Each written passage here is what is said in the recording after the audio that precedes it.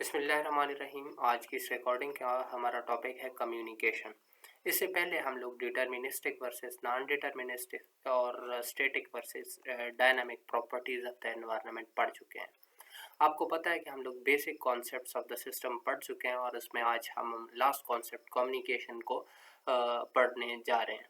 Communication का मतलब होता है कि राब्ता। इसका मतलब वाज़ेह तौर पर ये है कि हमारा जो सिस्टम है उसके जो कंपोनेंट्स हैं उनके दरमियान राब्ता कायम करना और उसका जो मकसद है ताकि उसको पूरा किया जा सके।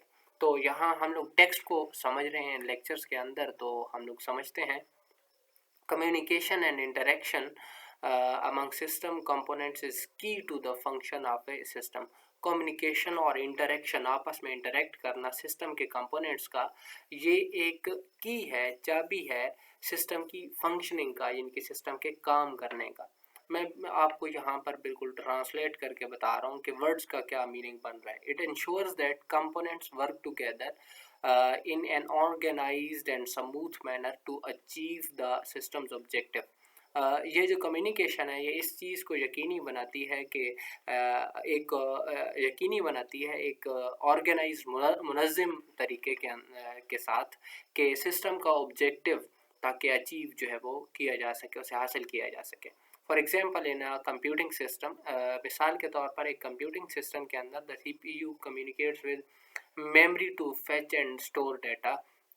मिसाल के तौर पर कंप्यूटर सिस्टम के अंदर CPU जो है रब्ता करता है मेमोरी के साथ डाटा को स्टोर करने के लिए और डाटा को तौर इनपुट लेने के लिए या प्रोसेस करने के लिए, या ये कह लें कि उसे मेमोरी से लेकर प्रोसेसिंग के लिए लेकर आने के लिए। फेच का मतलब होता है बुलाना, उठाना, ठीक है। तो आगे है एड and in a biological system brain send signal to muscles to initiate movement. और बायोलॉजिकल सिस्टम के अंदर जो ब्रेन है वो सिग्नल भेजता है मसल को किसी भी मूवमेंट को इनिशिएट करने के लिए, स्टार्ट करने के लिए, शुरू करने के लिए। आगे systems interaction with the environment. System का जो राब्ता है वो एनवायरनमेंट के साथ कैसे होता है। System constantly interact with their environment through inputs and outputs. जो कंप्यूटर सिस्टम्स होते हैं या कोई भी सिस्टम है वो इंटरेक्ट करता है एनवायरनमेंट के साथ, इनपुट्स और आउटपुट्स के साथ, specially computer system. For example, a weather monitoring system receives data from the environment sensors and provides the current status of the weather and future forecast to the users. वो यहाँ पर आपको मिसाल दे रहा है वेदर फोरकास्टिंग सिस्टम की, यानी कि जो मौसम का पहले पता चल जाता है कि आज मौसम कैसा रहेगा, बारिश आएगी नहीं आएगी, कब आएगी। तो वो यहाँ पर कह रहा है कि वेदर मॉनिटरिंग सिस्टम जो है वो अपनी जो इनपुट है वो एनवायरनमेंट से सेंसर्स के थ्रू लेता है और आउटपुट जो है वो आपको फ्यूचर के बारे में या प्रेजेंट उसके बारे में जो है उस इनपुट की बेस के ऊपर देता है। इन अ कंप्यूटिंग सिस्टम, एक कंप्यूटिंग सिस्टम के अंदर computers interact and communicate with peripheral devices like printers and scanners. Computer system के अंदर कंप्यूटर इंटरेक्ट करता है और कम्युनिकेट करता है, यानी कि रब्ता करता है पेरिफेरल डिवाइसेस के साथ।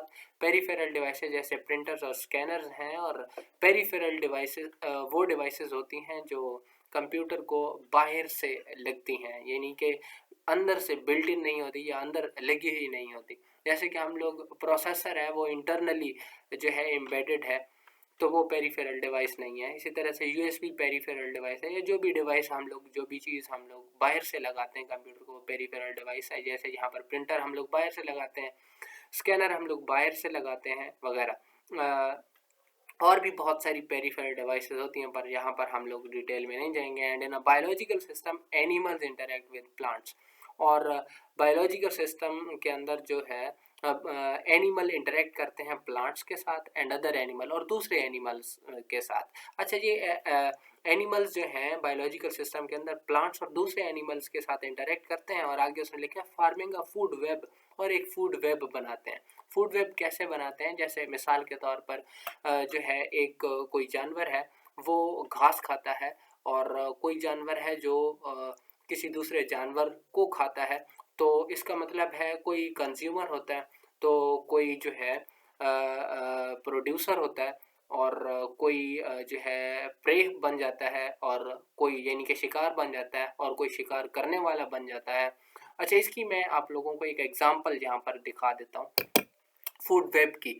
यहाँ पर ये देखें, ये ग्रास है, ये रैबिट है, ये फॉक्स है और ये बियर है। अब ये देखें, इसमें ये प्रोड्यूसर है, ये जो है जैसे हम लोग कहते हैं कि प्लांट्स जो है प्रोड्यूसर होते हैं, ये फूड प्रोड्यूस करते हैं, इसको ये खरगोश खाता है और खरगोश को खाती है ये फॉक्स और फॉक्स को बियर खाता है। इसी तरह से अब यहाँ पर ये प्रोड्यूसर है, ये इसका कंज्यूमर है, ठीक है, ये इसकी कंज्यूमर है और ये खुद प्रे है इसकी और ये प्रे है इसका, ठीक है, ये इसका प्रे हो गया और ये प्रीडेटर है, ये इसका प्रे है, ठीक हो, ये जो है इसका शिकार बन जाती है। तो ये एक फूड वेब की एग्जांपल है, ठीक हो गया। यहाँ पर इस चीज़ को एलाबोरेट भी किया गया है, मैं इसको थोड़ा जो है वो आपको दिखा देता हूँ। यहाँ पर आपको नज़र आ रहा होगा, ये जो बात मैंने आपको बताई है ये यहाँ पर लिखी गई है। इस रिकॉर्डिंग के अंदर हम लोगों ने यही कुछ जानना था।